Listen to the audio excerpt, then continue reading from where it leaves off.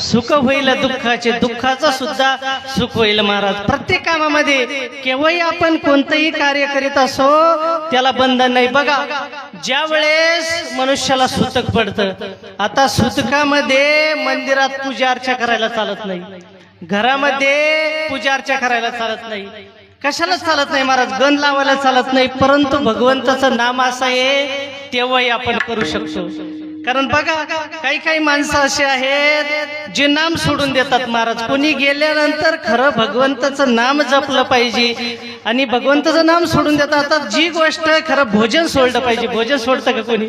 कोणी गेल्यानंतर भोजन सोडित नाही, परंतु पूजा अर्चा करायला सोडून देतं महाराज, मंदिरात जायचं सोडून देतं, म्हणतं आम्हाला सुतक आहे. आता ज्या गोष्टी आणि भोजन सोडायला पाहिजे भोजन सोडित नाही आणि इतर गोष्टी.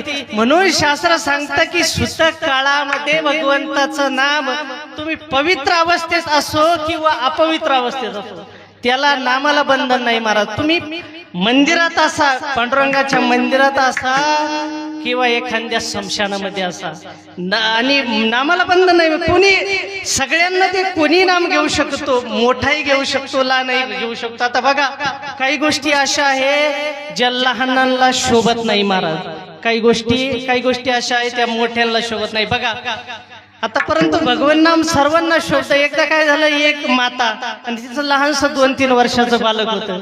आता तिनं विचार केला, एक पैलवान बघितला, तिनं विचार केला की आपल्या मुलाला पैलवान बनावं. तिनं आणली ना 2-4 किलो जिलेबी.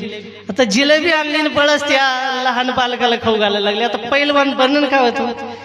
काही केलं तरी पैलवान बनणार नाही, कारण त्याच्याकरता ती त्याला शोभत नाही महाराज. तसं भगवान नाम आहे, भगवान नाम तसं नाही, ते मोठ्यांनाही शोभत आणि ते लहान्यांनाही शोभत.